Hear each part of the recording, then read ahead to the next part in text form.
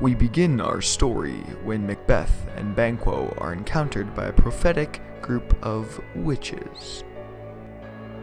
All hail Macbeth! Hail to thee, Thane of Glamis! Hail Macbeth! Hail to thee, Thane of Cawdor! Oh, hail Macbeth! Thou shalt be king hereafter! Greet with present grace and great prediction of noble having and of royal hope that he seems wrapped withal. To me you speak not. If you can look into the seeds of time and say which grain will grow and which will not, speak then to me, who neither beg nor fear your favors nor your hate. Hail! Lesser than Macbeth, but greater. Not so happy, yet much happier. Thou shalt be kings, though thou be none. So all hail Macbeth and Banquo. Stay, you imperfect speakers, tell me more. At this point in time, the three witches have implanted an idea tempting Macbeth and Banquo of great power to come. Claiming Macbeth, they'll be Thane of Cawdor and eventually taking the throne. Then Banquo is told that he will not be king, but his sons will. This temptation can prove dangerous if not approached with care. It all depends whether or not Macbeth and Banquo choose to believe in this evil prophecy. They met me in the day of success, and I have learned by the perfectest report they have more in them than mortal knowledge. When I burned in desire to question them further, they made themselves are into which they vanished. I stood wrapped in the wonder of it. Came message from the king who hailed me Thane of Cawdor, by which before these weird sisters saluted me and referred me to the coming of Tom with Hail King thou shalt be. The raven himself is hoarse. The croaks the fatal entrance of Duncan under my battlements. Come, you spirits that tend on mortal thoughts, unsex me here, and fill me from the crown to the toe-top fill of direst cruelty. Make thick my blood, stop up the access of passage and remorse. Come to my women breasts, and take my milk for gall. You murdering ministers, wherever in your sight is substances, you wait on nature's mischief. The letter begins to stir temptation and ambition in Lady Macbeth. She is engulfed by the idea of Macbeth becoming king and the steps required to make that reality. Instinctively, Lady Macbeth reacts to this letter violently and becomes corrupted with the desire for power, leading her to the conclusion King Duncan must be murdered.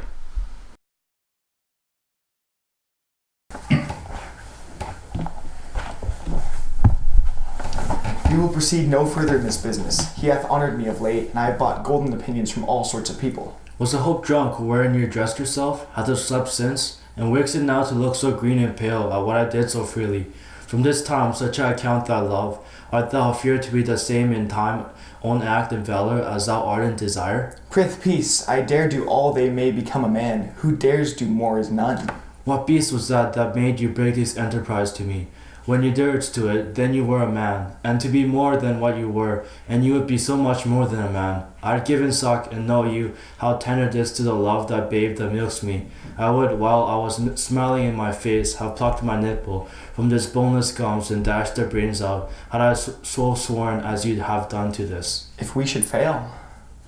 We fail? But screw your courage into the sticking place, it will not fail. When Duncan is asleep, whereto the rather shall his day, hard journey, soundly invite him. I am settled and bent up each corporal agent to this terrible feat. Away and mock the time with the fair show. False face must hide it with the false hearth doth know.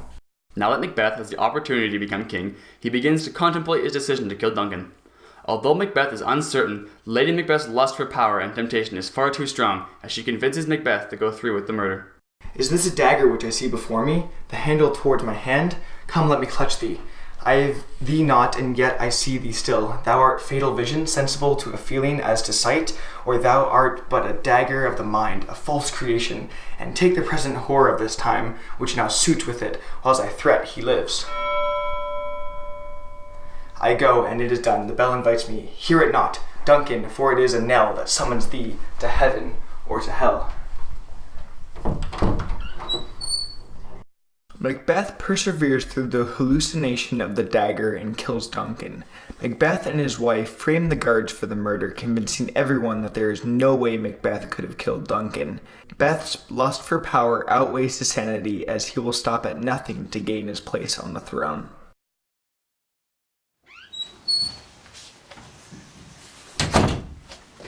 Was it not yesterday we spoke together? It was. So please, your highness. Well then, now have you considered of my speeches? You have made it known to us? You know Banquo was your enemy. True, my lord. So was he mine, and in such bloody distance.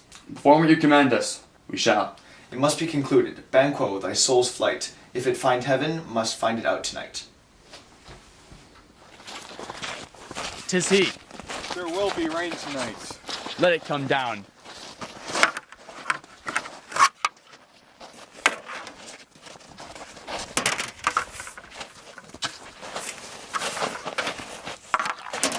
Oh, treachery!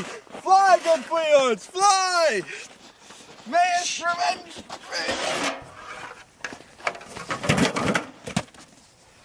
There's but one down. The sun has fled. Have we lost best half our affairs?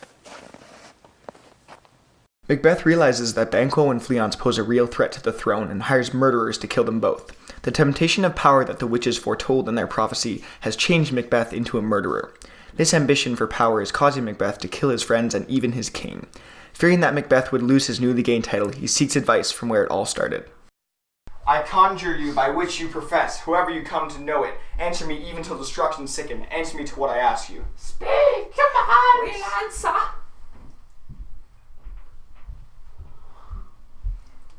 Call him, let me see him. Come high or low, thyself in office deftly show. Macbeth, Macbeth, Macbeth, beware Macduff, beware the Thane of Fife. Be bloody, bold, and resolute, laugh to scorn, the power of man, for none of woman born shall harm Macbeth. Macbeth shall never be vanquished until great Burnham Wood to high Dunsinane Hill shall come against him. Seek to know no more.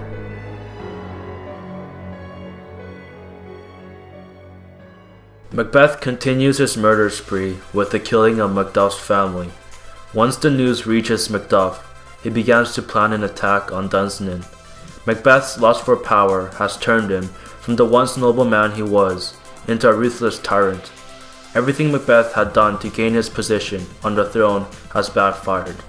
Macbeth now has an entire army marching towards him wanting his head on a stake. His overall temptation and lust for power are ultimately the sole reasons for his death.